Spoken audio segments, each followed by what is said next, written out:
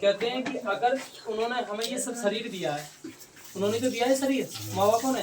अब जिसने हमें शरीर दिया, जिसने हमें खाने को दिया, पाला पोसा, अच्छे बुरे की पहचान कराई, अब उसके ना होने पर जो कर्म है, जो कार्य है, जो बच्चा नहीं करता तो ऋणी हो जाता। जब ऋणी हो जाता है तो उसके ऊपर पितृ लग जाते हैं, पितृ दोष लग जाता है।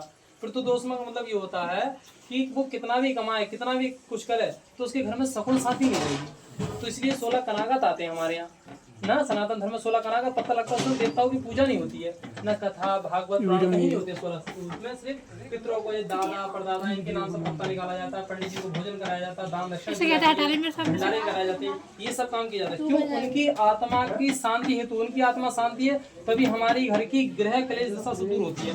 अब ये दान पुण्य हम ये क्यों करते हैं? इतनी चीजें, घी, दूध, दही, मेवा, मिष्ठान, फल फूल, ये इसलिए करते हैं क्योंकि उसका यहाँ से पृथ्वी लोक से दाना पानी उठ चुका है। तो 13 दिन के काल में जो भी उसकी यात्राएं होंगी, ठीक है, जो भी उसकी यात्राएं होंगी, तो उस उपलक्ष्य में पंडित जी को दान देकर या अपने मानव पक्ष को दान देकर जो उस कर्म को करता है उसको देते हैं कि उसके देने से उसे प्राप्त होगा, क्योंकि वो भजन करेगा। और जो भजन का प्रभाव होगा, जो हमारा हितैषी था, हमारा परिवार का था, जिसके नाम से हमने दिया, तो उसे वो प्राप्त होगा। इसीलिए हम कर्मकांड करने वाले ब्राह्मण को देते हैं, ना कि अपने मान पक्ष को देते हैं, है ना। मान पक्ष को दे सकते हैं, भोजन करा देते हैं, ना कि कुछ देते हैं। क्योंकि जो कर्मकांड करने वाला है वो उसके लिए क्या करे? वंदना प्रार्थना करता है, और उसके किए हुए कर्म, अच्छे कर्म, उसे कुछ अंश प्राप्त हो जाते हैं, जिससे उसकी आत्मा भटकती नहीं है। तभी तो सुनने में आया कि दादी ध्यान दे रही है, कि चाची ध्यान दे रही है, कि ये हुआ वो हुआ, बहुत सारी बातें आती है दिमाग में, तो उसकी आत्मा को शांति नहीं मिल पाती है। जो शांति नहीं मिलती है तो घर में बहुत सारी परेशानी मिलती है। इसीलिए घर में हवन कराया जाता है, घर के शुद्धिकरण है ना। और ये दान पुण्य कराया जाता है कि जिस व्यक्ति ने इसका दाना पानी उठा है, जिसने इसमें घर में धन से तन से, कोई देखो टेंट के काम में सामान सहयोग कर रहा है, कोई किसी काम में कर रहा है, कोई पूड़ी बनाने किसी काम में, तो घर के जितने भी सदस्य लगे हैं, तो वो उनसे प्रार्थना ये करते हैं ब्राह्मण देवता, पितृ देवता से, कि तुम तो पितृ बन चुके हो। पितृ का मतलब यानी कि देवता की श्रेणी में आ चुके हो। एक होते हैं प्रेत। जब संस्कार नहीं होता है, जब व्यक्ति खत्म हो जाता है, तो वैसे जोड़ बढ़ जाए, तो अगर जैसे जो व्यक्ति खत्म हो जाता है तो उसके संस्कार नहीं होते हैं, जो कर्म नहीं करे जाते हैं, तो प्रेत बन जाता है। प्रेत का मतलब भूत बन जाता है ना। तो विभिन्न प्रकार से वो दिखाई देगा, लोगों को परेशान करेगा, हम भी दुखी रहेंगे। और जब उसके संस्कार हो जाते हैं, जैसे हवन कथा या जो भी चीज दान पुण्य का काम है जो उसके नाम से निकल जाता है, तो उस आत्मा को मुक्ति मिल जाती है। तो भगवान राम अयोध्या से जाने के बाद, क्योंकि भगवान राजा से खत्म हो गए थे, तो उन्होंने पूरा वनवास काल करने के बाद फिर उन्होंने ये काम किया था कि मेरे पिता को, मैं भी तो भगवान दे सकूं, पर मानव के शरीर में मैं आया हूं, तो उन्होंने अपने पिता के नाम से ये सब श्राद्ध कर्म करे। तो वो तो नहीं आया, वो लेट हुए, पर सीता जी ना अलग करे, उन्होंने कि मुझे दिखाई ना दे, कि उनकी आत्मा को शांति मिले, क्योंकि मैं भी तो उनकी बहू हूँ। तो उन्होंने अपने सामर्थ्य के अनुसार किया। तो ऐसे ही तुम्हारे घर के छोटे छोटे बच्चे जो समझ रहे हैं, सभी का अपना उत्तरदायित्व है, सब अपनी जिम्मेदारी से, कोई फल दे रहा है, कोई पान दे रहा है, कोई घी दे रहा है, कोई दक्षिणा दे रहा है, जिसके हिसाब से जिससे जैसा भाव है उसे सब कर्म करना चाहिए। और जो कर्म नहीं करता है वो उसका ऋणी रह जाता है।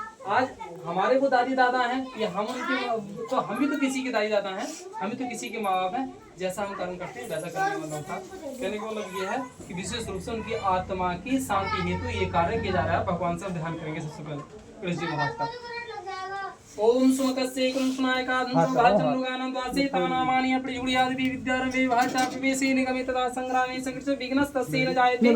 श्रीमन्महागणाधिपते नमः। लक्ष्मी नारायणाभ्यां नमः। ईश्वराभ्यां नमः। वाणी हिरण्यभ्यां नमः। शचि प्रंदराभ्यां नमः। माता प्रणकमभ्यो नमः। इष्टदेवताभ्यो नमः। कुलदेवताभ्यो नमः। ग्राम देवताभ्यो नमः। वास्तुदेवताभ्यो नमः। सर्वेभ्यो देवेभ्यो नमः।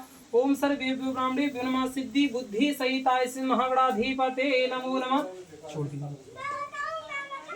वेद मंत्रों का आह्वान, जब उनका समापन हुआ तो हमने वेद मंत्रों का आह्वान कहते हैं जब व्यक्ति कुछ खत्म हो जाता है तो सिर्फ राम नाम का जिक्र कर सकते हैं। राम नाम, राधे राधे, हरे कृष्णा, महामंत्र हो गया, कोई ऐसी चीज पढ़ सकते हैं। तो वैदिक मंत्र नहीं बोलते हैं। क्यों? उस घर में जिस व्यक्ति की किसी घर की अंत्येष्टि क्रिया होती है तो उस घर में सूतक काल लग जाता है, और ब्राह्मण के जाने से, वेद मंत्र के आह्वान करने से, यज्ञ में आहुति देने से उस घर का शुद्धिकरण हो जाता है, तो सूतक काल समापन हो जाता है ना। हाँ, और बाकी जैसे पिंडदान का ये समय है, पिंडदान करना, तो कहते हैं कि जीवन में जितनी भी सामग्री हम दे रहे हैं वो चीज उसको भोग नहीं कर सकता, तो उसके संग साथी होते हैं, जैसा व्यक्ति होता है उसके साथ वैसे, तो उस रूप में पिंडदान करते हैं कि इन पिंडों को खा खा के वो अपना जीवन व्यतीत करता है, एनर्जी प्राप्त करता है। घी, दूध, दही, मेवा, मिष्ठान, फल फूल सब इनके माध्यम से दिया जाता है।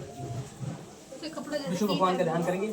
ओम मुद्दकोटी दिवाकरामणिसं शंखं गदां पंकिलं चक्रं विप्रतिमिन्दीवरासमति तलपान कप्तोड़ी संसु विपासुरदयं कोटि रांगदहार कुंडलधरं पीतांबरं कौस्तुभीर्दीप्तं विसुरं स्ववक्षसि लसत् श्री वसच्चिन्नं भजे ध्यानार्थ इक्ष्वाणि समर्पयामि। ओम श्री विष्णुवे नमः। छोड़ दी छिटे लगाइए। हाँ ओम हरि ओम गणनंदः गणपतिं हवा कनकी बराबर रिंग हो सर। ओम गणनंदः गणपतिं हवामहे प्रियनंदः प्रियपतिं हवामहे निजनंदः निधिपतिं हवामहे वसो मम्माहं जानि कृतं तं जासि रथम्।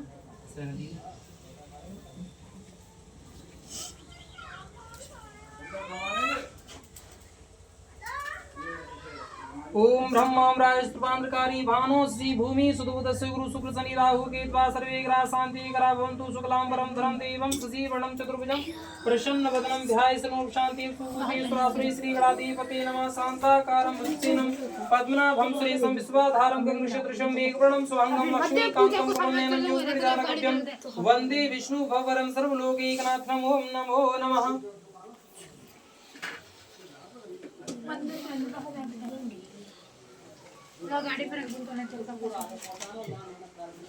कलश का ध्यान करेंगे। कलश का मतलब सभी नदियों में जल प्राप्त हो, उनकी आत्मा को शांति हो, किसी प्रकार से हमारे पर दुख दर्द या परेशानी का सामना न करना पड़े, परिवार की सुख शांति समृद्धि रहे। शिव लक्ष्मण भगवान से उनकी आत्मा की शांति हेतु आज अपने घर में 13वीं का संस्कार अनुष्ठान कर रहे हैं और वो उनसे उन्हें सब जो है प्राप्त हो, है ना।